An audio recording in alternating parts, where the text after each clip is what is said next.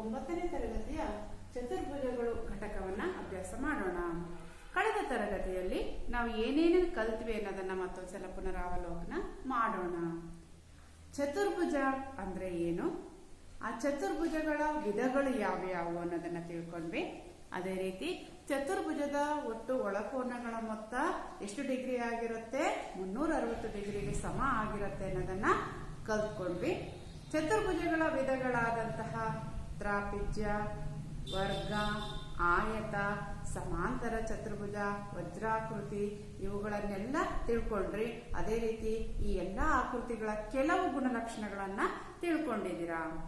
ಆ ಚತುರ್ಭುಜ ವಿಧಗಳಲ್ಲಿ ಒಂದಾದಂತಹ ಸಮಾಂತರ ಚತುರ್ಭುಜದ ಕೆಲವು ಗುಣಲಕ್ಷಣಗಳನ್ನ ಇಂದಿನ ತರಗತಿಯಲ್ಲಿ ನಾವು ಅಭ್ಯಾಸ ಮಾಡೋಣ.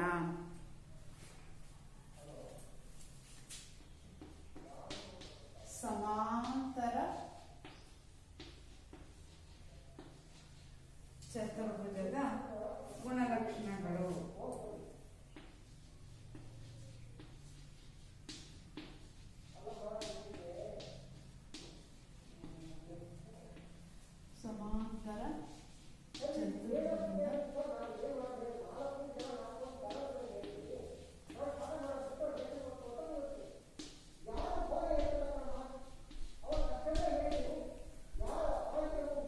ಸಮಾಂತರ ಚತುರ್ಭುಜದ ಗುಣಲಕ್ಷಣಗಳನ್ನು ನಾವು ಅಭ್ಯಾಸ ಮಾಡೋಣ.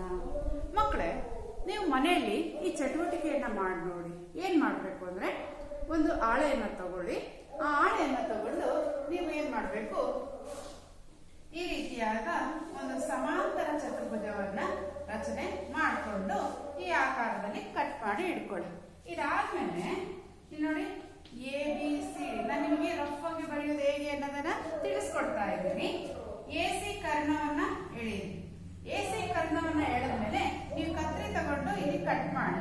ಕಟ್ ಮಾಡಿದಾಗ ಈ ABCD ಒಂದು ಸಮಾಂತರ ಚತುರ್ಭುಜ ಎಷ್ಟು ಭಾಗ ಆಗತ್ತೆ? 2 ಭಾಗ ಆಗತ್ತೆ. ಈ ಕಟ್ ಮಾಡಿರ್ತೀರಲ್ಲ, ಈ ಭಾಗವನ್ನ ತಗೊಂಡು ಮೇಲ್ಗಡೆ ಭಾಗಕ್ಕೆ ಹೊಂದಿಕೆ ಮಾಡಿ ನೋಡಿ, ಅವೆರಡು ಪರಸ್ಪರ ಏನಾಗ್ತವೆ ಅಥವಾ ಯಾವ ಅಂಶವನ್ನ ಗಮನಿಸ್ತೀರಾ ಅನ್ನೋದನ್ನ ಈ ಚಟುವಟಿಕೆಯನ್ನ ಮಾಡಿ ನೋಡಿ. ಮಾಡಿದಾಗ ನಿಮಗೆ ಗೊತ್ತಾಗತ್ತೆ. ಇಲ್ಲಿ ನೋಡಿ, ABC ತ್ರಿಭುಜ ಮತ್ತು ADC ತ್ರಿಭುಜಗಳು ಪರಸ್ಪರ ಏನಾಗ್ತವೆ? ಐಕ್ಯ ಆಗ್ತವೆ. ಈ ಚಟುವಟಿಕೆಯಿಂದ ನಮಗೆ ಏನ್ ಗೊತ್ತಾಗತ್ತಪ್ಪ ಅಂದ್ರೆ, ಸಮಾಂತರ ಚತುರ್ಭುಜದಲ್ಲಿ ಒಂದು ಕರ್ಣವನ್ನು ನಾವು ಎಳೆದಾಗ ಆ ಕರ್ಣವು ಸಮಾಂತರ ಚತುರ್ಭುಜವನ್ನ 2 ತ್ರಿಭುಜಗಳನ್ನಾಗಿ ವಿಭಾಗಿಸುತ್ತೆ. ಆ 2 ತ್ರಿಭುಜಗಳು ಏನಾಗಿರ್ತವೆ? ಸರ್ವಸಮ ತ್ರಿಭುಜಗಳಾಗಿರ್ತವೆ ಅಂತ ಹೇಳ್ಬಿಟ್ಟು ಈ ಚಟುವಟಿಕೆಯಿಂದ ನಮಗೆ ಗೊತ್ತಾಗತ್ತೆ. ಹೌದು, ಹಾಗಾದ್ರೆ ಒಂದು ಕರ್ಣವನ್ನ ನಾವು ರಚನೆ ಮಾಡಿದಾಗ ಅಲ್ಲಿ ಬರ್ತಕ್ಕಂತಹ 2 ತ್ರಿಭುಜಗಳು ಸರ್ವಸಮ ತ್ರಿಭುಜಗಳಾಗಿರ್ತವೆ ಅನ್ನೋದನ್ನ ನಾವೀಗ ಅಭ್ಯಾಸ ಮಾಡೋಣ. ಇದನ್ನ ಪ್ರಮೇಯ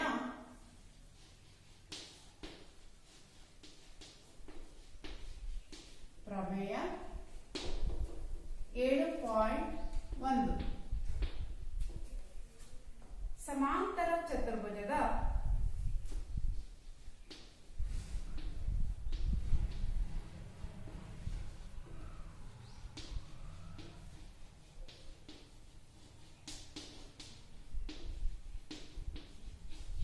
ಸಮಾಂತರ ಚತುರ್ಭುಜದ ಪ್ರತಿ ಕರ್ಣವು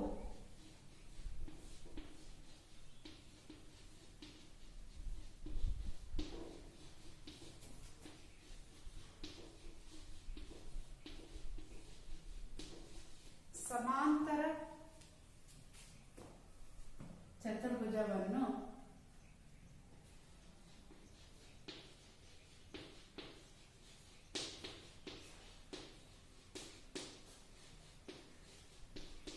ಸಮಾಂತರ ಚತುರ್ಭುಜವನ್ನು 2 ಸರ್ವಸಮ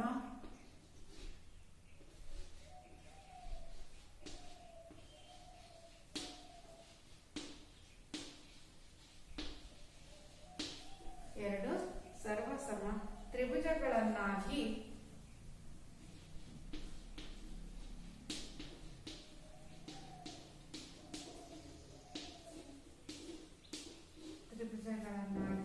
ಅರ್ಥಿಸುತ್ತದೆ.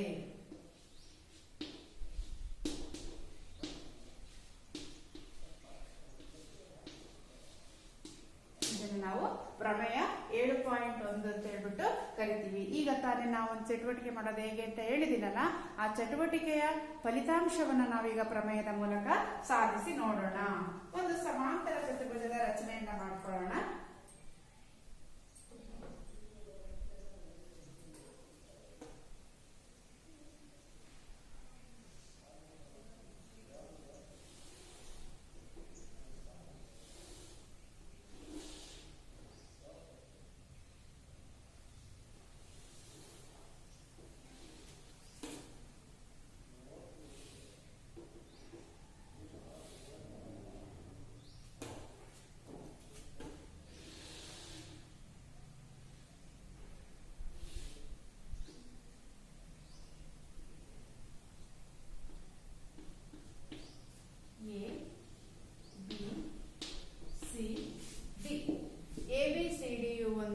ಸಮಾಂತರ ಚತುರ್ಭುಜ ಆಗಿದೆ.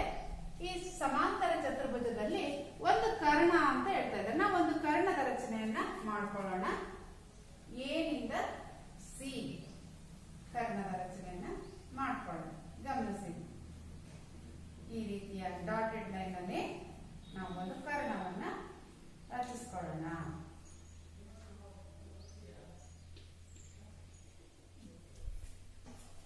ಹೌದಾ?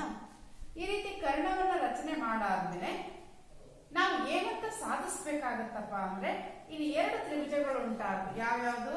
ABC ತ್ರಿಭುಜ ಮತ್ತು ADC ತ್ರಿಭುಜ. ಈ ಎರಡೂ ತ್ರಿಭುಜಗಳು ಏನಾಗಿರ್ತವೆ? ಸಮ ಆಗಿರ್ತವೆ, ಸರ್ವ ಸಮ ಆಗಿರ್ತವೆ ಅಂತ ನಾವು ಸಾಧಿಸಿ ತೋರಿಸ್ಬೇಕು. ಹಾಗಾದ್ರೆ ಈ ತ್ರಿಭುಜಗಳನ್ನ ಯಾವುದು ಅರ್ಧಿಸುತ್ತದೆ? AC ಕರ್ಣ ಏನಾಗಿರುತ್ತೆ?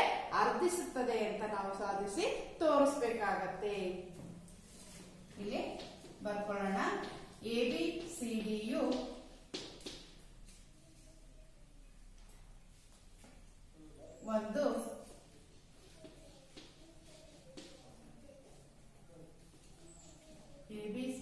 ಒಂದು ಸಮಾಂತರ ಚತುರ್ಭುಜ.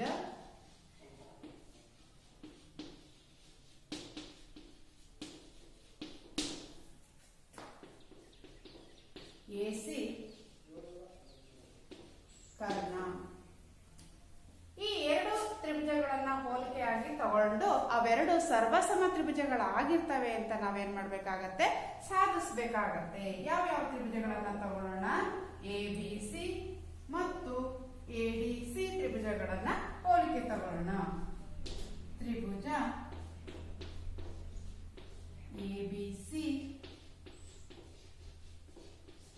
ಮತ್ತು ತ್ರಿಭುಜ ADC ಗಳಲ್ಲಿ ಈ ಎರಡು ತ್ರಿಭುಜಗಳನ್ನ ಹೋಲಿಕೆ ಮಾಡಿ ನೋಡಿದಾಗ ನಮಗೆ ಗಮನಿಸಿ, ಇಲ್ಲಿ ಈ ತ್ರಿಭುಜದಲ್ಲಿ ಈ BAC ಕೋನಕ್ಕೆ ACD ಕೋನ ಏನಾಗಿರುತ್ತೆ? ಸಮ ಆಗಿರುತ್ತೆ. ಅದೇ ರೀತಿ CAD ಕೋನಕ್ಕೆ ACB ಕೋನ ಏನಾಗಿರುತ್ತೆ? ಸಮ ಆಗಿರುತ್ತೆ. ಯೋಚನೆ ಮಾಡಿ, ಕಾರಣ ಏನು? ಇವೆಲ್ಲ ಎಂತ ಕೋನಗಳಾಗಿರ್ತವೆ? ಇವು ಪರ್ಯಾಯ ಕೋನಗಳಾಗಿರ್ತವೆ. ಕಾರಣ ಏನಪ್ಪಾ ಅಂದ್ರೆ, ನೋಡಿ ಇಲ್ಲಿ ಸಮಾಂತರ ಚತುರ್ಭುಜದ ಗುಣಲಕ್ಷಣ ಗೊತ್ತಿದೆ ನಿಮಗೆ. ಸಮಾಂತರ ಚತುರ್ಭುಜದ ಅಭಿಮುಖ ಬಾಹುಗಳು ಸಮಾಂತರವಾಗಿರ್ತವೆ ಅಂತ ಗೊತ್ತಿದೆ ನಿಮಗೆ, ಹೌದಾ? ಈಗ AD ಬಾಹುವಿಗೆ BC ಬಾಹು ಏನಾಗಿದೆ? ಸಮಾಂತರವಾದಂತಹ ಬಾಹು ಆಗಿದೆ. ಸಮಾಂತರ ರೇಖೆಗೆ ಛೇದಕ ರೇಖೆಯು ಛೇದಿಸಿದಾಗ ಅಲ್ಲಿ ಉಂಟಾಗ್ತಕ್ಕಂತಹ ನಮ್ಮ ಪರ್ಯಾಯ ಕೋನಗಳು ಏನಾಗಿರ್ತವೆ? ಸಮನಾಗಿರ್ತವೆ. ಇಲ್ಲಿ ಗಮನಿಸಿ, ಈ ಎರಡು ಸಮಾಂತರ ರೇಖೆಗೆ ಇದನ್ನ ನಾವು ಛೇದಕ ರೇಖೆ ಅಂತ ಅನ್ಕೊಂಡ್ರೆ DAC ಕೋನಕ್ಕೆ ACB ಕೋನವು ಎಂತ ಕೋನವಾಗಿರುತ್ತದೆ? ಪರ್ಯಾಯ ಕೋನ ಆಗಿರುತ್ತೆ. ಯಾವುದಕ್ಕೆ ಸಮಾಂತರ ರೇಖೆ ಆಗಿರೋದ್ರಿಂದ BCಯು ಯಾವುದಕ್ಕೆ ಸಮಾಂತರ ಆಗಿರೋದ್ರಿಂದ ADಗೆ ಸಮಾಂತರ ಆಗಿರೋದ್ರಿಂದ ಅಲ್ಲಿ ಉಂಟಾಗ್ತಕ್ಕಂತಹ ಪರ್ಯಾಯ ಕೋನ ಯಾವುದು? DAC ಕೋನಕ್ಕೆ ACB ಕೋನವು ಸಮನಾಗಿದೆ. ಕಾರಣ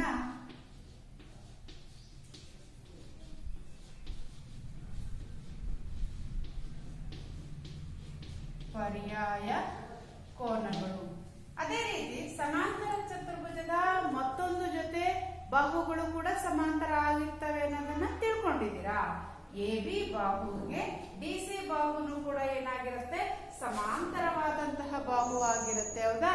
ಇದಕ್ಕೆ ಸಮಾಂತರವಾದ ಬಾಹು ಆಗಿರೋದ್ರಿಂದ ಎ ಸಿ ಒಂದು ಛೇದಕ ರೇಖೆ ಆಗಿರೋದ್ರಿಂದ ಇಲ್ಲಿ ಉಂಟಾಗ್ತಕ್ಕಂತಹ ಡಿ ಸಿ ಎ ಕೋನಕ್ಕೆ ಸಿ ಎ ಬಿ ಕೋನನು ಕೂಡ ನೋಡಿ ಈ ರೀತಿ ಝೆಡ್ ಆಕಾರದಲ್ಲಿ ಬಂತಲ್ಲ, ಈ ಕೋನಗಳನ್ನು ನಾವು ಪರ್ಯಾಯ ಕೋನ ಅಂತ ಹೇಳ್ಬಿಟ್ಟು ಕರಿತೀವಿ. ಈ ಪರ್ಯಾಯ ಕೋನಗಳು ಸಮನಾಗಿರ್ತವೆ. ಯಾವುದಕ್ಕೆ ಯಾವುದು ಸಮಾಂತರ ಆಗಿರೋದ್ರಿಂದ, ಎ ಬಿ ಬಾಹುಗೆ ಡಿ ಸಿ ಸಮಾಂತರ ಆಗಿರೋದ್ರಿಂದ ಈ ಎರಡು ಕೋನಗಳು ಪರ್ಯಾಯ ಕೋನಗಳಾಗಿರುತ್ತವೆ. ಎ ಬಿ ಸಮಾಂತರ ಅನ್ನೋದನ್ನ ನಾವು ಈ ರೀತಿ ಸಂಕೇತವನ್ನ ಅಥವಾ ಚಿಹ್ನೆಯನ್ನ ಬಳಸಿ ಬರೀತೀವಿ. ಎ ಬಿ ಸಮಾಂತರ ಡಿ ಸಿ ಆಗಿರೋದ್ರಿಂದ ಡಿ ಸಿ ಎ ಕೋನಕ್ಕೆ ಸಿ ಡಿ ಸಿ ಎ ಕೋನಕ್ಕೆ ಸಿ ಎ ಬಿ ಕೋನ ಸಮ. ಕಾರಣ ಇದಕ್ಕೂ ಕೂಡ ಏನು, ಪರ್ಯಾಯ ಕೋನಗಳು.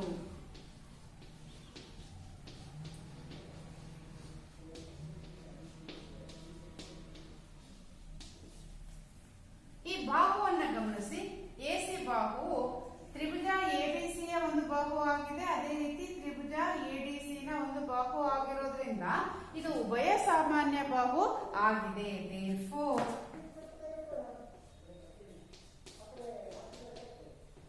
AC equals AC. ಕಾರಣ ಎಂತ ಬಾಹು ಇದು, ಉಭಯ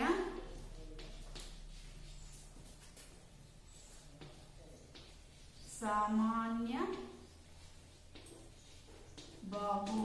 ಅದರಿಂದ ಈ ಯಾವ ಸಿದ್ಧಾಂತದ ಪ್ರಕಾರ ಇವೆರಡು ಸರ್ವಸಮ ಅಂತ ನಾವು ಗುರುತಿಸಬಹುದು? ರೈಟ್, ಕೋಬಾಕೋ ಸಿದ್ಧಾಂತದ ಪ್ರಕಾರ ಈ ಎರಡು ತ್ರಿಭುಜಗಳು ಎಂತ ತ್ರಿಭುಜಗಳಾಗಿರುತ್ತವೆ? ಸರ್ವಸಮ ತ್ರಿಭುಜಗಳಾಗಿರ್ತವೆ ಅಂತ ನಾವು ಹೇಳ್ಬಹುದು. therefore ತ್ರಿಭುಜ ಎಬಿಸಿ ಸರ್ವಸಮ ತ್ರಿಭುಜ ಎಡಿಸಿ. ಕಾರಣ ಯಾವ ಸಿದ್ಧಾಂತದ ಪ್ರಕಾರ? ಕೋಬಾಕೋ ಸಿದ್ಧಾಂತವನ್ನ ನೀವಾಗಲೇ ಕಲ್ತಿದ್ದೀರಾ, ಹೌದಾ? ಆ ಕೋಬಾಕೋ ಸಿದ್ಧಾಂತದ ಪ್ರಕಾರ ಇಲ್ಲಿರ್ತಕ್ಕಂಥ ಈ ಎರಡು ತ್ರಿಭುಜಗಳು ಎಂತ ತ್ರಿಭುಜಗಳಾಗಿರುತ್ತವೆ? ಸರ್ವಸಮ ತ್ರಿಭುಜಗಳಾಗಿರ್ತವೆ. ಅದೇ ಪ್ರಮೇಯ ಹೇಳ್ತಾ ಇದೆ ನೋಡಿ.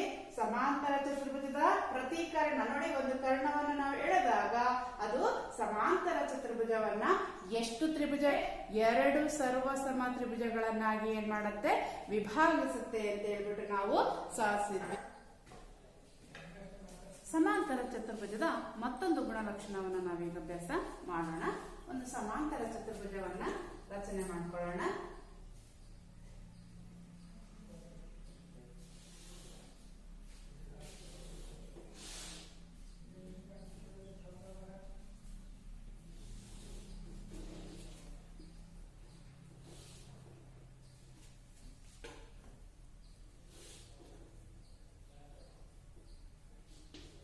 A B C D.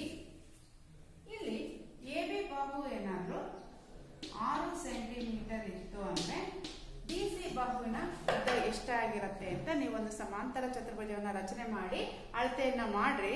ಅವಾಗ ನಿಮಗೆ ಗೊತ್ತಾಗತ್ತೆ ಎ ಬಿಯ ಉದ್ದ ಎಷ್ಟಿದೆ, 6 ಸೆಂಟಿಮೀಟರ್ ಇದೆ ಅಂದ್ರೆ ಡಿ ಸಿಯ ಉದ್ದನೂ ಸಹ ಎಷ್ಟು ಸೆಂಟಿಮೀಟರ್ ಇರುತ್ತೆ? 6 ಸೆಂಟಿಮೀಟರ್ ಇರುತ್ತೆ. ಯಾಕೆಂದ್ರೆ ಇದ್ರ ಗುಣಲಕ್ಷಣ ಏನ್ ಹೇಳುತ್ತಪ್ಪ ಅಂದ್ರೆ ಸಮಾಂತರ ಚತುರ್ಭುಜದ ಅಭಿಮುಖ ಬಾಹುಗಳು ಏನಾಗಿರುತ್ತವೆ? ಸಮನಾಗಿರುತ್ತವೆ. ಯಾವುದೇ ಒಂದು ಸಮಾಂತರ ಚತುರ್ಭುಜವನ್ನ ತಗೊಳ್ಳಿ, ಅದರಲ್ಲಿ ಬರ್ತಕ್ಕಂಥ ಅಭಿಮುಖ ಬಾಹುಗಳು ಏನಾಗಿರುತ್ತವೆ? ಪರಸ್ಪರ ಸಮನಾದ ಅಳತೆಯನ್ನ ಹೊಂದಿರ್ತವೆ. ಇದು ಸಹ ಸಮಾಂತರ ಚತುರ್ಭುಜದ ಒಂದು ಗುಣಲಕ್ಷಣ. ಇದನ್ನ ಪ್ರಮೇಯ 7.2 ಅಂತ ಕರಿತೀವಿ. ಪ್ರಮೇಯ 7.2 ಸಮಾಂತರ ಚತುರ್ಭುಜದಲ್ಲಿ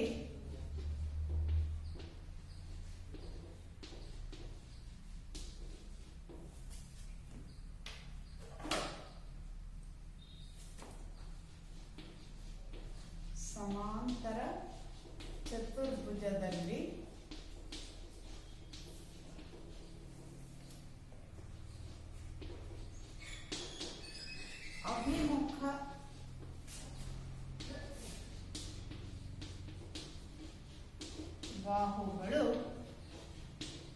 ಸಮ. ಹೌದಾ? ಈ ಒಂದು ಚಟುವಟಿಕೆ ಮೂಲಕ ಗೊತ್ತಾಗತ್ತೆ ಎ ಬಿ ಅಳತೆ ಎಷ್ಟಿದೆಯೋ ಡಿ ಸಿ ನ ಅಳತೆಯೋ ಅಷ್ಟೇ ಇರುತ್ತೆ. ಯಾಕೆಂದ್ರೆ ಎ ಬಿಗೆ ಡಿ ಸಿಯು ಎಂತಹ ಬಾಹುವಾಗಿದೆ? ಅಭಿಮುಖವಾದ ಬಾಹುವಾಗಿದೆ. ಅದೇ ರೀತಿ ಬಿ ಸಿಗೆ ಯಾವುದು? ಎ ಡಿ ಅಭಿಮುಖ ಆಗಿರೋದ್ರಿಂದ ಆ ಎರಡು ಅಳತೆಗಳು ಏನಾಗಿರ್ತವೆ? ಸಮನಾಗಿರುತ್ತವೆ. Therefore, A B C D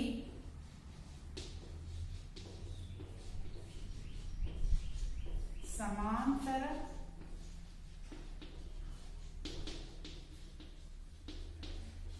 ಚತುರ್ಭುಜದಲ್ಲಿ A B equals D C. ಅದೇ ರೀತಿ ಎಡಿಯ ಉದ್ದಕ್ಕೆ ಬಿ ಸಿಯ ಉದ್ದವು ಏನಾಗಿರುತ್ತೆ? ಸಮನಾದ ಅಳತೆಯನ್ನ ಹೊಂದಿರುತ್ತೆ. ಇಲ್ಲಿ ಸಮಾಂತರ ಚತುರ್ಭುಜದ ಅಭಿಮುಖ ಬಾಹುಗಳು ಪರಸ್ಪರ ಯಾವಾಗೂ ಏನಾಗಿರ್ತವೆ? ಸಮನಾಗಿರ್ತವೆ. ಇದರ ವಿಲೋಮವನ್ನ ಯಾವ ರೀತಿ ಹೇಳ್ಬೋದು? ನಾವು ಹೇಗೆ ಹೇಳ್ಬೋದಪ್ಪ ಅಂದ್ರೆ, ಒಂದು ಚತುರ್ಭುಜದಲ್ಲಿ ಅಭಿಮುಖ ಬಾಹುಗಳು ಅಭಿಮುಖ ಬಾಹುಗಳು ಸಮ ಆಗಿದ್ರೆ ಆ ಒಂದು ಚತುರ್ಭುಜವನ್ನ ನಾವು ಸಮಾಂತರ ಚತುರ್ಭುಜ ಅಂತ ಹೇಳ್ಬಿಟ್ಟು ಕರಿಬಹುದು. ಹೌದಾ? ಇದರ ವಿಲೋಮನು ಸಹ ನಾವು ಈಗ ಸಾಧಿಸಿ ನೋಡೋಣ.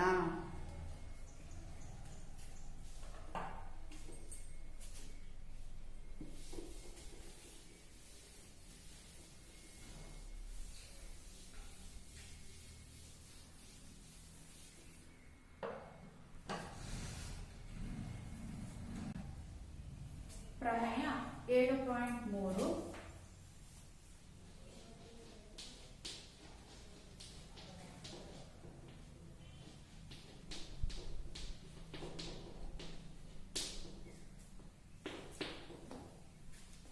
ಒಂದು ಚತುರ್ಭುಜದ ಪ್ರತಿಯೊಂದು ಜೊತೆ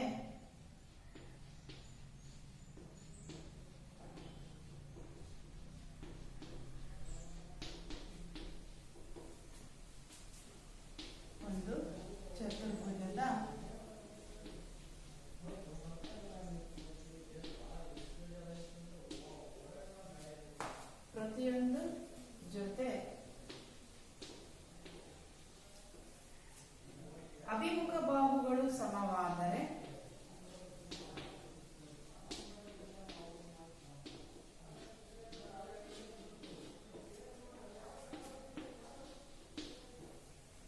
ಅಭಿಮುಖ ಬಾಹುಗಳು ಸಮವಾದರೆ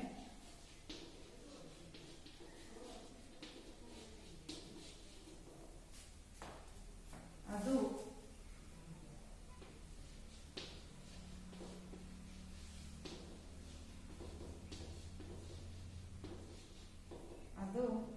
ಸಮಾಂತರ ಚತುರ್ಭುಜವಾಗುತ್ತದೆ.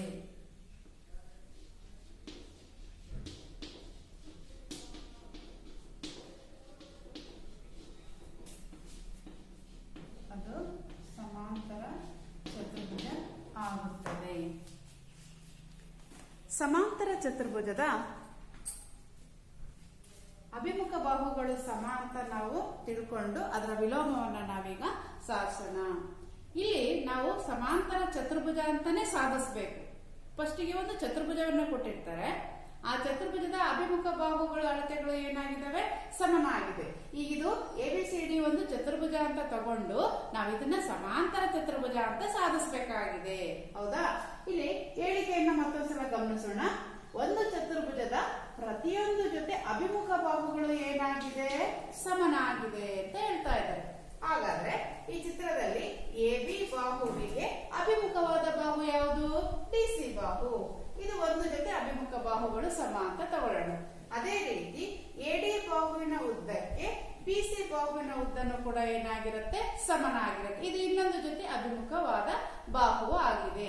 ಒಂದು ಚತುರ್ಭುಜದಲ್ಲಿ ಎರಡು ಜೊತೆ ಅಭಿಮುಖ ಬಾಹುಗಳಿದಾವೆ. ಆ ಎರಡೂ ಜೊತೆ ಅಭಿಮುಖ ಬಾಹುಗಳು ಪರಸ್ಪರ ಏನಾಗಿದ್ದಾವೆ? ಸಮನಾದ ಅಳತೆಯನ್ನ ಹೊಂದಿದೆ.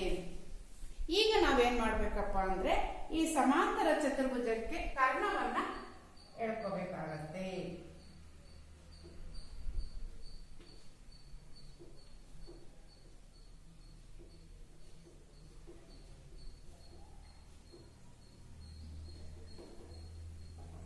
ರೈಟ್.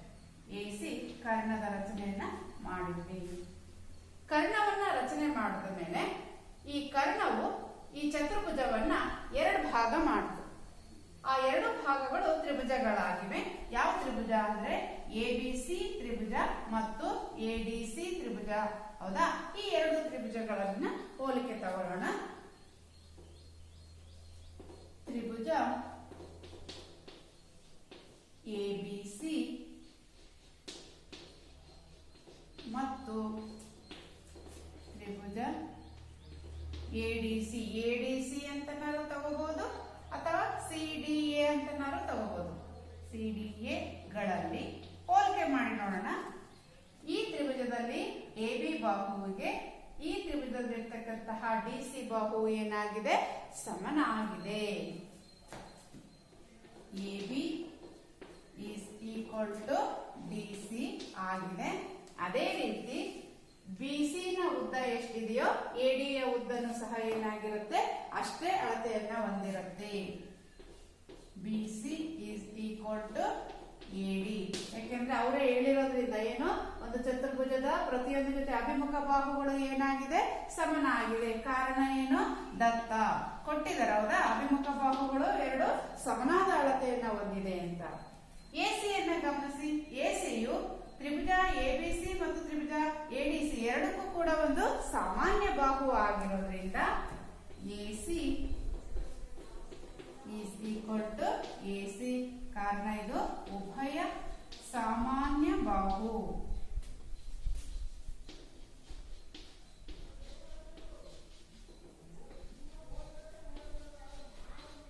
ಉಭಯ ಸಾಮಾನ್ಯ ಬಾಹು.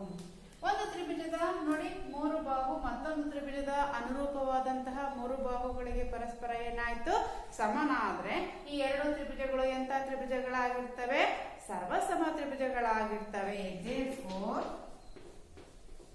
ತ್ರಿಭುಜ ABC ಸರ್ವಸಮ ತ್ರಿಭುಜ ADC. ಯಾವ ಸಿದ್ಧಾಂತದ ಪ್ರಕಾರ? ಭಾವಾಭ ಸಿದ್ಧಾಂತದ ಪ್ರಕಾರ ಅವೆರಡು ಸರ್ವಸಮ ತ್ರಿಭುಜಗಳಾಗಿರ್ತವೆ. ಸರ್ವಸಮ ತ್ರಿಭುಜದ ಅನುರೂಪ ಕೋನಗಳನ್ನು ನಾವೀಗ ಗುರುತಿಸಬೇಕಾಗತ್ತೆ. ಗಮನಿಸಿ ಚಿತ್ರದಲ್ಲಿ CAB ಕೋನಕ್ಕೆ, ಈ ಕೋನಕ್ಕೆ DCA ಕೋನವು ಏನಾಗಿರುತ್ತೆ? ಸಮನಾದ ಅಳತೆಯನ್ನ ಹೊಂದಿರುತ್ತೆ. ಕಾರಣ ಯಾಕಪ್ಪ ಅಂದ್ರೆ AB ಬಾಹುವಿಗೆ DC ಬಾಹುವು ಸಮಾನಾಂತರವಾದ ಬಾಹು ಅಥವಾ ರೇಖೆ ಆಗಿರೋದ್ರಿಂದ, ACಯು ಛೇದಕ ರೇಖೆ ಆಗಿರೋದ್ರಿಂದ DCA ಕೋನಕ್ಕೆ CAB ಕೋನವು ಏನಾಗಿರುತ್ತೆ? ಸಮ ಆಗಿರುತ್ತೆ. ಇವು ಎಂತ ಕೋನಗಳು? ಪರ್ಯಾಯ ಕೋನಗಳು. ಯಾವಾಗ ಪರ್ಯಾಯ ಕೋನಗಳು ಉಂಟಾಗ್ತವಪ್ಪ ಅಂದ್ರೆ AB ಬಾಹುವಿಗೆ DC ಬಾಹು ಸಮಾನಾಂತರ ರೇಖೆ ಆಗಿದ್ದು AC ಒಂದು ಕರ್ಣ ಆದಾಗ ಪರ್ಯಾಯ ಕೋನಗಳು ಉಂಟಾಗ್ತವೆ. Therefore DCA ಕೋನಕ್ಕೆ CAB ಕೋನ ಏನಾಗಿದೆ? ಸಮನಾಗಿದೆ. ಮತ್ತೊಂದು ಕೋನಗಳನ್ನು ನಾವು ಅನುರೂಪ ಕೋನಗಳನ್ನು ಗುರುತಿಸೋಣ. ಯಾವ್ದು ಅನುರೂಪ ಕೋನ ಅಂದ್ರೆ BCA ಕೋನಕ್ಕೆ, ಈ ಕೋನಕ್ಕೆ CAD ಕೋನ. ಈ ಕೋನ ಏನಾಗಿದೆ? ಅನುರೂಪ ಕೋನ ಆಗಿದೆ. ಯಾಕಪ್ಪ ಅಂದ್ರೆ ನೋಡಿ ಗಮನಿಸಿ. BCಗೆ ADಯು ಸಮಾನಾಂತರ ರೇಖೆ ಆಗಿದ್ದು ACಯು ಒಂದು ಛೇದಕ ರೇಖೆ ಆಗಿರೋದ್ರಿಂದ BCA ಕೋನಕ್ಕೆ CAD ಕೋನವು ಪರ್ಯಾಯ ಕೋನ ಆಗಿದೆ. ಆದ್ರಿಂದ ಆ ಎರಡು ಕೋನಗಳು ಸಮನಾದ ಅಳತೆಯನ್ನ ಹೊಂದಿರ್ತವೆ. BCA ಕೋನಕ್ಕೆ AD BCA ಕೋನಕ್ಕೆ CAD ಕೋನ ಸಮನಾದ ಅಳತೆಯನ್ನ ಹೊಂದಿದೆ. ಏಕೆಂದ್ರೆ ಇವೆಲ್ಲ ಎಂತ ಕೋನಗಳು? ಪರ್ಯಾಯ ಕೋನಗಳು.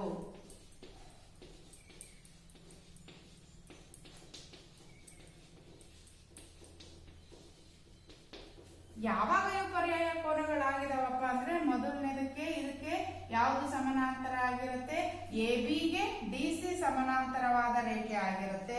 ಅದೇ ರೀತಿ ಬಿ ಸಿಗೆ ಎ ಡಿ ಯು ಏನಾಗಿದೆ, ಸಮಾನಾಂತರ ರೇಖೆ ಆಗಿರೋದ್ರಿಂದ ಇಲ್ಲಿ ಎರಡು ಜೊತೆ ಅಭಿಮುಖ ಬಾಹುಗಳು ಸಮಾನಾಂತರ ರೇಖೆ ಆಗಿದ್ದು ಅಭಿಮುಖ ಬಾಹುಗಳು ಸಮನಾದ ಅಳತೆಯನ್ನ ಹೊಂದಿರೋದ್ರಿಂದ ಅಥವಾ ಕೋನಗಳು ಅಭಿಮುಖ ಕೋನಗಳು ಸಮನಾದ ಅಳತೆಯನ್ನ ಹೊಂದಿರೋದ್ರಿಂದ ನಾವು ಎ ಬಿ ಸಿ ಡಿ ಚತುರ್ಭುಜವನ್ನ ನಾವು ಒಂದು ಸಮಾಂತರ ಚತುರ್ಭುಜ ಅಂತ ಹೇಳಿ ಹೇಳ್ಬೋದು. therefore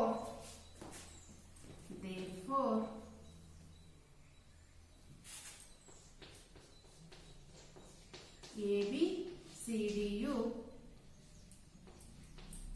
ಒಂದು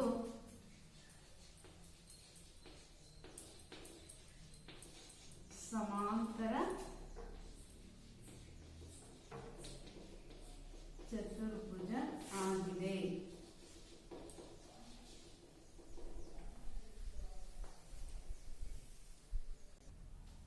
ಮಕ್ಕಳೇ, ಸಮಾಂತರ ಚತುರ್ಭುಜದ ಅಭಿಮುಖ ಬಾಹುಗಳು ಸಮ ಅಂತ ತಿಳ್ಕೊಂಡ್ರೆ ಈಗ ಅಭಿಮುಖ ಕೋನಗಳ ಗುಣಲಕ್ಷಣ ಏನಾಗಿರುತ್ತೆ ಅಂತ ನೋಡೋಣ.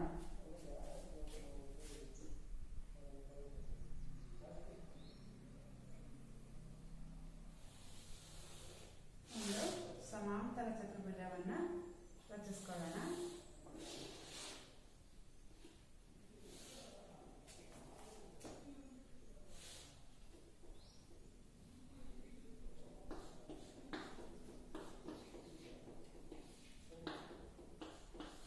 ಎಬಿಸಿಡಿ ಒಂದು ಸಮಾಂತರ ಚತುರ್ಭುಜ. ಈ ಸಮಾಂತರ ಚತುರ್ಭುಜದಲ್ಲಿ ಕೋನ ಎಗೆ ಅಭಿಮುಖವಾದ ಕೋನ ಯಾವುದಾಗಿರುತ್ತೆ, ಸಿ ಆಗಿರುತ್ತೆ. ಅದೇ ರೀತಿ ಕೋನ ಬಿಗೆ ನೋಡಿ, ಎರಡು ರೀತಿಯ ಕೋನದ ಸಿಂಬಲ್ ಅನ್ನು ಹಾಕ್ತಾ ಇದ್ದೀನಿ ನಾನು. ಕೋನ ಬಿಗೆ ಕೋನ ಡಿ ಯು ಅಭಿಮುಖವಾದ ಕೋನ ಆಗಿರುತ್ತೆ. ಸಮಾಂತರ ಚತುರ್ಭುಜದಲ್ಲಿ ಹೇಗೆ ಅಭಿಮುಖ ಬಾಹುಗಳು ಸಮನಾದ ಅಳತೆಯನ್ನ ಹೊಂದಿರ್ತವೋ ಅದೇ ರೀತಿ ಅಭಿಮುಖ ಕೋನಗಳು ಕೂಡ ಸಮನಾದ ಅಳತೆಯನ್ನ ಹೊಂದಿರ್ತವೆ. ಈಗ ತಾನೇ ನೀವು ಪ್ರಮೇಯವನ್ನ ಮಾಡಿದ್ರಿ. ಇಲ್ಲಿ ಒಂದು ಕರ್ಣವನ್ನು ಎಳೆದಾಗ ಇಲ್ಲಿ ಪರ್ಯಾಯ ಕೋನಗಳು ಏನಾಗಿರ್ತವೆ, ಸಮನಾದ ಅಳತೆಯನ್ನ ಹೊಂದಿರ್ತವೆ. ಆ ಎರಡು ಕೋನವನ್ನ ಕೂಡಿದ್ರೆ ಎ ಕೋನ ಸಿಗತ್ತೆ. ಇಲ್ಲಿ ಆ ಎರಡು ಪರ್ಯಾಯ ಕೋನಗಳನ್ನ ಕೂಡಿದ್ರೆ ಸಿ ಕೋನ ಸಿಗತ್ತೆ. ಇದರಿಂದ ನಮಗೆ ಏನ್ ಗೊತ್ತಾಗತ್ತಪ್ಪ ಅಂದ್ರೆ ಕೋನ ಎಗೆ ಕೋನ ಸಿ ಯು ಏನಾಗಿರುತ್ತೆ, ಸಮನಾಗಿರುತ್ತೆ.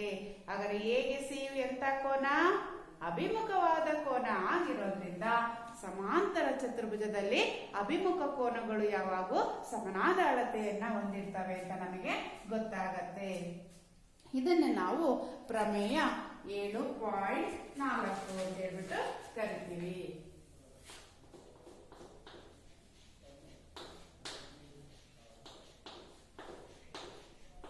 ಪ್ರಮೇಯ 7.4 ಒಂದು ಸಮಾಂತರ ಚತುರ್ಭುಜದಲ್ಲಿ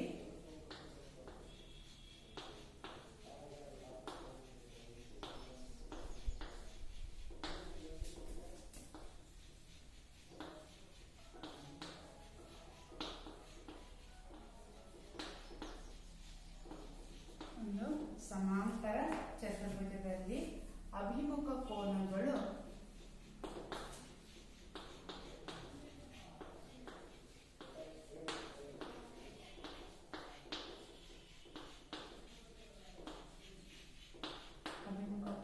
ಏನಾಗಿರ್ತವೆ, ಸಮನಾಗಿರ್ತವೆ. ಕೋನ ಎನ ಅಳತೆಗೆ ಕೋನ ಸಿ ನ ಅಳತೆಯು ಸಮನಾಗಿರುತ್ತದೆ. ಕೋನ ಬಿ ನ ಅಳತೆಗೆ ಕೋನ ಡಿ ನ ಅಳತೆಯು ಏನಾಗಿರುತ್ತೆ, ಸಮನಾದ ಅಳತೆಯನ್ನ ಹೊಂದಿರುತ್ತದೆ ಅಂತ ಗೊತ್ತಾಗುತ್ತೆ. ಈ ಪ್ರಮೇಯದ ವಿಲೋಮವನ್ನ ನೋಡೋದಾದ್ರೆ ಒಂದು ಚತುರ್ಭುಜದಲ್ಲಿ ಏನಾದ್ರೆ ಅಭಿಮುಖ ಕೋನಗಳು ಸಮ ಆಗಿತ್ತು ಅಂದ್ರೆ, ಯಾವುದ್ರಲ್ಲಿ, ಚತುರ್ಭುಜದಲ್ಲಿ. ಒಂದು ಚತುರ್ಭುಜದಲ್ಲಿ ಅಭಿಮುಖ ಕೋನಗಳು ಏನಾದ್ರು ಸಮ ಆಗಿತ್ತು ಅಂದ್ರೆ ಆ ಚತುರ್ಭುಜವನ್ನ ನಾವು ಸಮಾಂತರ ಚತುರ್ಭುಜ ಅಂತ ಹೇಳ್ಬಿಟ್ಟು ಹೆಸರಿಸಬಹುದು. therefore ಈ ಪ್ರಮೇಯದ ವಿಲೋಮವನ್ನ ನಾವೀಗ ತಿಳಿಯೋಣ.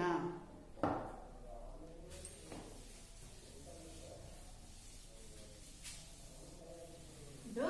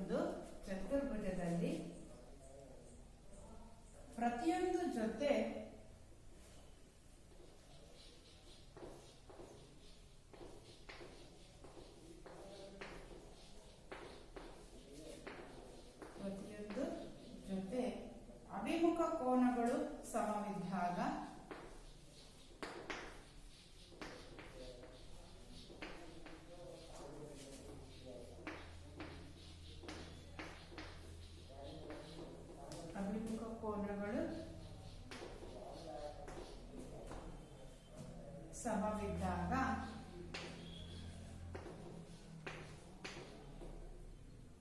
ಅದು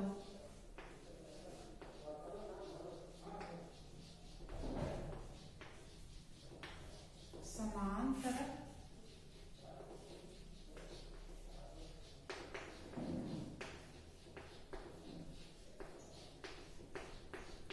ಚತುರ್ಭುಜವಾಗುತ್ತದೆ. ಯಾವುದೇ ಒಂದು ಚತುರ್ಭುಜದಲ್ಲಿ ಪ್ರತಿಯೊಂದು ಜೊತೆ ಅಭಿಮುಖ ಕೋನಗಳು ಏನಾದ್ರೂ ಸಮ ಆಯ್ತು ಅಂದ್ರೆ ಆ ಒಂದು ಚತುರ್ಭುಜವು ಸಮಾಂತರ ಚತುರ್ಭುಜ ಆಗತ್ತೆ ಅಂತ ನಮಗೆ ಗೊತ್ತಾಗತ್ತೆ. ನೋಡಿ, ಎ ಕೋನಕ್ಕೆ ಸಿ ಕೋನ ಅಭಿಮುಖ ಕೋನ, ಇದು ಒಂದು ಜೊತೆ ಅಭಿಮುಖ ಕೋನ. ಬಿ ಕೋನಕ್ಕೆ ಡಿ ಕೋನ ಮತ್ತೊಂದು ಜೊತೆ ಅಭಿಮುಖ ಕೋನ. ಅಭಿಮುಖ ಕೋನಗಳು ಸಮ ಆಗಿರೋದ್ರಿಂದ ಇದು ಒಂದು ಸಮಾಂತರ ಚತುರ್ಭುಜ ಆಗಿರತ್ತೆ. ಒಂದು ಸರಳವಾದ ಲೆಕ್ಕನ ಗಮನಿಸೋದಾದ್ರೆ, ಇದು ಏನಾರ 60 ಡಿಗ್ರಿ ಇದೆ ಅಂತ ಅನ್ಕೊಂಡ್ರೆ, ಕೋನ ಎ 60 ಡಿಗ್ರಿ ಇದ್ರೆ ಕೋನ ಸಿ ಅಳತೆ ಎಷ್ಟಾಗತ್ತೆ? ಕೋನ ಸಿ ಅಳತೆನೂ ಸಹ ಎಷ್ಟು ಡಿಗ್ರಿ ಆಗಿರುತ್ತೆ? 60 ಡಿಗ್ರಿ ಆಗಿರುತ್ತೆ. ಯಾಕೆಂದ್ರೆ ಈಗ ತಾನೇ ನಾವು ಸಮಾಂತರ ಚತುರ್ಭುಜದ ಗುಣಲಕ್ಷಣಗಳಲ್ಲಿ ತಿಳ್ಕೊಂಡ್ವಿ. ಏನು? ಸಮಾಂತರ ಚತುರ್ಭುಜದ ಅಭಿಮುಖ ಕೋನಗಳು ಏನಾಗಿರ್ತವೆ? ಸಮನಾದ ಅಳತೆಯನ್ನ ಹೊಂದಿರ್ತವೆ ಅಂತ. ಕೋನ ಬಿ 120 ಡಿಗ್ರಿ ಆದ್ರೆ ಕೋನ ಡಿ ನು ಸಹ ಎಷ್ಟು ಡಿಗ್ರಿ ಆಗಿರುತ್ತೆ? 120 ಡಿಗ್ರಿಗೆ ಏನಾಗಿರುತ್ತೆ? ಸಮನಾದ ಅಳತೆಯನ್ನ ಹೊಂದಿರುತ್ತೆ ಅಂತ ನಮಗೆ ಇದರಿಂದ ಗೊತ್ತಾಗತ್ತೆ.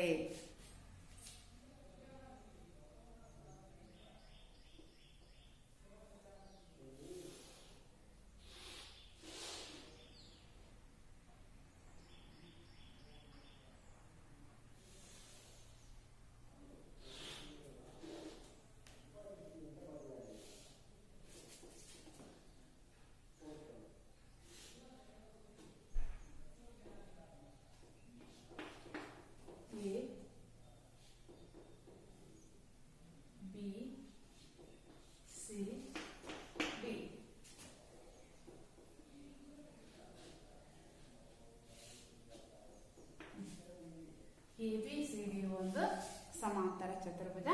ಇಲ್ಲಿ ಕರ್ಣಗಳನ್ನ ರಚನೆ ಮಾಡೋಣ.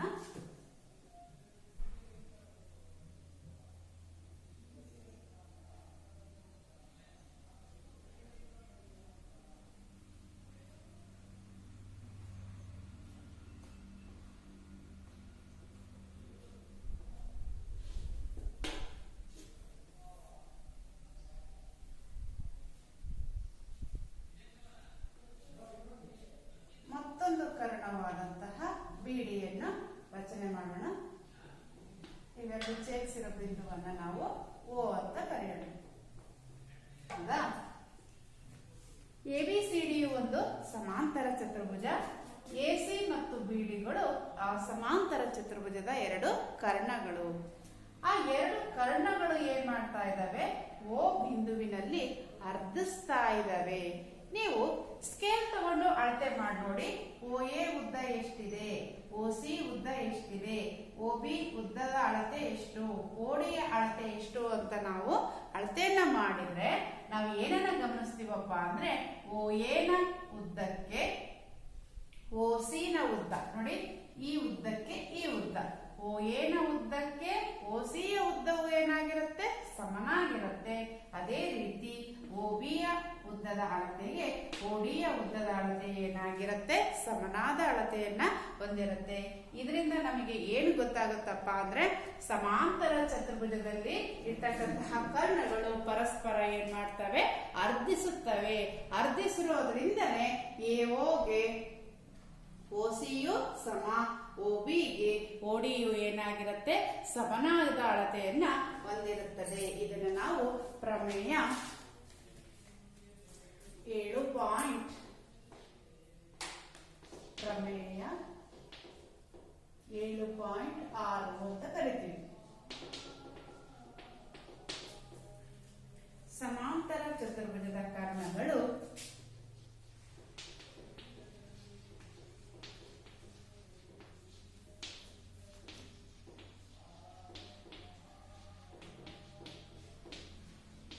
ಸಮಾಂತರ ಚತುರ್ಭುಜದ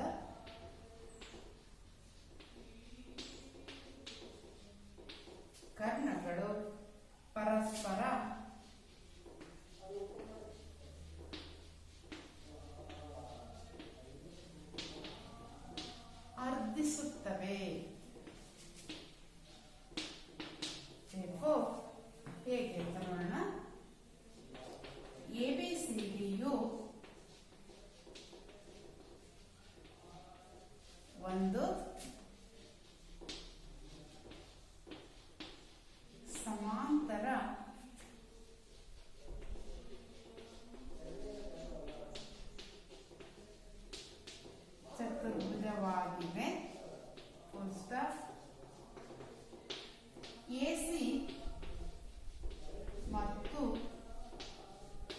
ಬಿಡಿಗಳು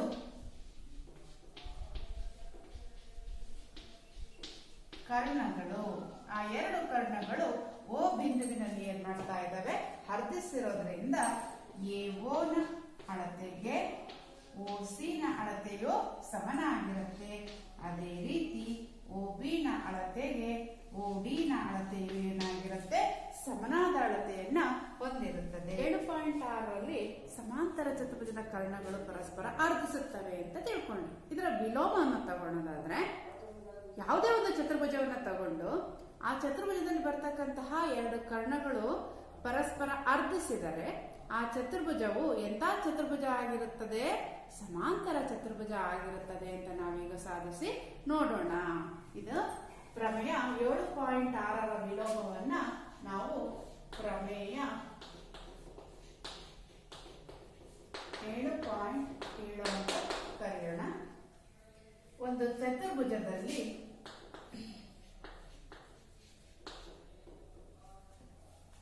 ಒಂದು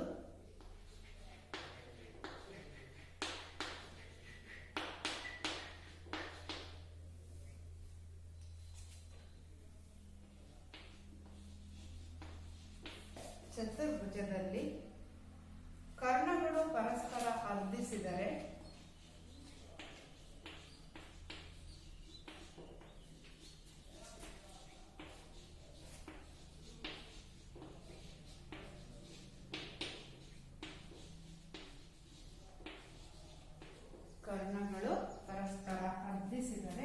ಅದು ಸಮಾಂತರ ಚತುರ್ಭುಜವಾಗಿರುತ್ತದೆ.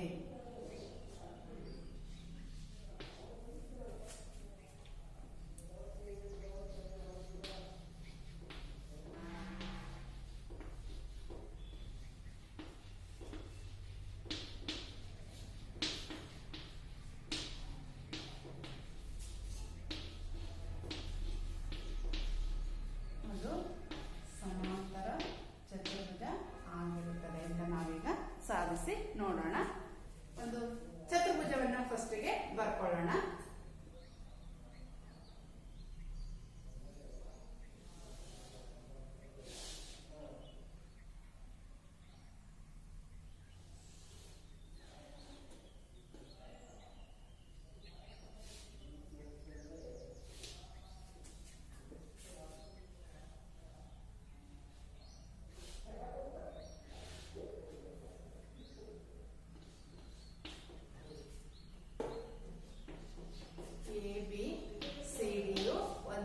ಚತುರ್ಭುಜ ಆಗಿದೆ. ಇಲ್ಲಿ ಎರಡು ಕರ್ಣದ ರಚನೆಯನ್ನ ಮಾಡ್ಕೊಳ್ಳೋಣ. ಎನಿಂದ ಸಿ ಅನ್ನ ಸೇರಿಸೋಣ.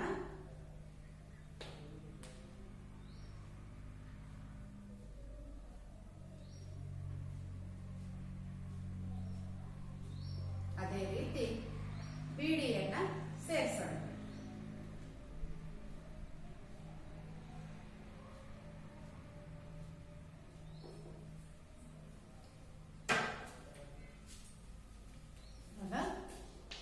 ABCDಯು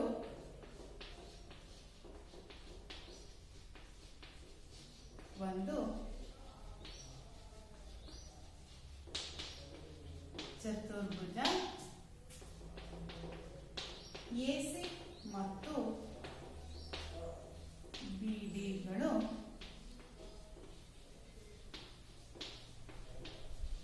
ಕರ್ಣಗಳಾಗಿವೆ. ಎರಡು ಕರ್ಣವನ್ನು ರಚನೆ ಮಾಡಿದ್ಮೇಲೆ ನಮಗೆ ಇಲ್ಲಿ ತ್ರಿಭುಜ ಉಂಟಾಗ್ತವೆ. ಈ ತ್ರಿಭುಜಾಕೃತಿಗಳನ್ನ ನಾವು ಹೋಲಿಕೆ ಮಾಡಿ ನೋಡೋಣ. ನಾವಿಲ್ಲಿ ಈ ಭಾಗದ ತ್ರಿಭುಜಗಳನ್ನ ತಗೊಳ್ತಾ ಇದ್ದೀನಿ. ಯಾವುದು ಅಂದ್ರೆ ಗಮನಿಸಿ, ಈ ತ್ರಿಭುಜಗಳನ್ನ ತಗೊಳ್ತಾ ಇದ್ದೀನಿ. ABCD ಚತುರ್ಭುಜದಲ್ಲಿ AC ಮತ್ತು BD ಕರ್ಣವನ್ನು ಎಳೆದಾಗ ಅವು O ಬಿಂದುವಿನಲ್ಲಿ ಅರ್ಧಿಸ್ತಾ ಇದ್ದಾವೆ. ಹೌದಾ? ಪರಸ್ಪರ ಅರ್ಧಿಸಿರೋದ್ರಿಂದ ಇಲ್ಲಿ ಎರಡು ತ್ರಿಭುಜ ಉಂಟಾಗಿದೆ. OAB ತ್ರಿಭುಜ ಮತ್ತು ODC ತ್ರಿಭುಜ. ಈ ಎರಡು ತ್ರಿಭುಜಗಳನ್ನ ಹೋಲಿಕೆ ಮಾಡಿ ತಗೊಳ್ಳೋಣ. ತ್ರಿಭುಜ AOB ಮತ್ತು ತ್ರಿಭುಜ DOC ಗಳಲ್ಲಿ ಹೌದಾ? ಕರ್ಣಗಳು ಪರಸ್ಪರ ಏನ್ ಮಾಡ್ತಾ ಇದ್ದಾವೆ? ಅರ್ಧಿಸ್ತಾ ಇದ್ದಾವೆ. ಕರ್ಣಗಳು ಅರ್ಧಿಸಿರೋದ್ರಿಂದ OA ನ ಉದ್ದಕ್ಕೆ OC ನ ಉದ್ದವು ಏನಾಗಿರುತ್ತೆ? ಸಮನಾಗಿರುತ್ತದೆ. Therefore, OA is equal to OC. ಅದೇ ರೀತಿ ಕರ್ಣಗಳು ಅರ್ಧಿಸಿರೋದ್ರಿಂದ OB ಬಾಹುವಿನ ಉದ್ದಕ್ಕೆ OD ಬಾಹುವಿನ ಉದ್ದವು ಸಮನಾಗಿರುತ್ತದೆ. OB is equal to OD. ಕಾರಣ ಏನಪ್ಪಾ ಅಂದ್ರೆ ಅಲ್ಲಿ ಚತುರ್ಭುಜದ ಕರ್ಣಗಳು ಪರಸ್ಪರ ಅರ್ಧಿಸಿದವೆ ಅಂತ ಗೊತ್ತಾಗತ್ತೆ. ಮತ್ತೆ ಯಾವ್ದಾದ್ರು ಬಾಹುಗಳು ಸಮ ಇದಾವ, ಕೋನಗಳು ಸಮ ಇದಾವ ಅಂತ ನಾವು ಗಮನಿಸಬೇಕಾಗತ್ತೆ. ಎರಡು ಕರ್ಣಗಳನ್ನ ನಾವು ರಚನೆ ಮಾಡಾದ್ಮೇಲೆ ಆ ಎರಡು ಕರ್ಣಗಳು O ಬಿಂದುವಿನಲ್ಲಿ ಏನ್ ಮಾಡ್ತಾ ಇದಾವೆ? ಇಲ್ಲಿ ಛೇದಿಸ್ತಾ ಇದ್ದಾವೆ. ಇಲ್ಲಿ ಒಂದು ಕೋನ ಉಂಟಾಗ್ತಾ ಇದೆ, ಗಮನಿಸ್ತಾ ಇದ್ದೀರಾ? ಹೌದಾ? ಈ ಕೋನಗಳನ್ನ ಎಂತ ಕೋನಗಳು ಅಂತ ಹೆಸರಿಸ್ತೀವಿ? ಯೋಚನೆ ಮಾಡಿ. ಇವು ಶೃಂಗಬಿಂದು ಇಲ್ಲಿದೆ. ಶೃಂಗಬಿಂದುಗೆ ಎರಡು ಕೋನಗಳು ಏನಾಗಿದೆ? ಅಭಿಮುಖವಾದ ಕೋನ ಆಗಿದೆ. ಆದ್ರಿಂದ ಇವನ್ನ ನಾವು ಶೃಂಗಾಭಿಮುಖ ಕೋನಗಳು ಅಂತ ಹೇಳ್ಬಿಟ್ಟು ಹೆಸರಿಸ್ತೀವಿ. AOB ಕೋನಕ್ಕೆ DOC ಕೋನವು ಏನಾಗಿದೆ? ಸಮನಾಗಿದೆ. AOB ಕೋನಕ್ಕೆ DOC ಕೋನ ಸಮ. ಕಾರಣ ಎಂತ ಕೋನಗಳು ಇವು? ಶೃಂಗಾಭಿಮುಖ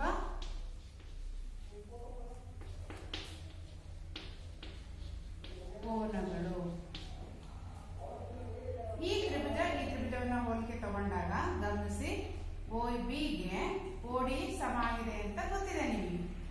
ಈ AOB ತ್ರಿಭುಜದ ಎರಡು ಬಾಹು ಮತ್ತೆ ಅವುಗಳಿಂದ ಏರ್ಪಟ್ಟ ಕೋನ, ODC ತ್ರಿಭುಜದ ಎರಡು ಬಾಹು ಮತ್ತು ಅವುಗಳಿಂದ ಏರ್ಪಟ್ಟ ಕೋನಗಳು ಏನಾಗಿವೆ? ಸಮನಾದ ಅಳತೆಯನ್ನ ಹೊಂದಿದೆ. ಆದ್ರಿಂದ ಈ ಎರಡು ತ್ರಿಭುಜಗಳು ಎಂತ ತ್ರಿಭುಜಗಳಾಗಿರ್ತವೆ? ಸರ್ವಸಮ ತ್ರಿಭುಜಗಳಾಗಿರ್ತವೆ. ಕಾರಣ ಯಾವ ಸಿದ್ಧಾಂತದ ಪ್ರಕಾರ ಅಂದ್ರೆ ಬಾಕೋಬಾ ಸಿದ್ಧಾಂತದ ಪ್ರಕಾರ ಆ ಎರಡು ತ್ರಿಭುಜಗಳು ಸರ್ವಸಮ ಆಗಿರ್ತವೆ. Therefore, ತ್ರಿಭುಜ AOB ಸರ್ವಸಮ, ತ್ರಿಭುಜ ODC. ಕಾರಣ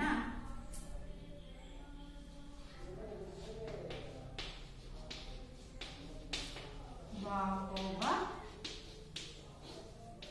ಸಿದ್ಧಾಂತದ ಪ್ರಕಾರ. ಎರಡು ತ್ರಿಭುಜಗಳು ಸರ್ವಸಮ ತ್ರಿಭುಜಗಳಾಗಿದ್ದಾವೆ ಅಂದ್ರೆ ಅವುಗಳ ಅನುರೂಪ ಬಾಹುಗಳು ಸಮ ಆಗಿರ್ತವೆ. ಅದೇ ರೀತಿ ಅನುರೂಪ ಕೋನಗಳು ಸಹ ಏನಾಗಿರ್ತವೆ? ಸಮನಾದ ಅಳತೆಯನ್ನ ಹೊಂದಿರ್ತವೆ. ಇಲ್ಲಿ ಉಳಿದಿರ್ತಕ್ಕಂಥ ಮೂರನೇ ಬಾಹು ಯಾವುದು? AB ಬಾಹು. ಈ ತ್ರಿಭುಜದಲ್ಲಿ ಉಳಿದಿರ್ತಕ್ಕಂಥ ಬಾಹು ಯಾವುದು? DC ಬಾಹು. AB ಬಾಹುಗೆ DC ಬಾಹು ಏನಾಗಿದೆ?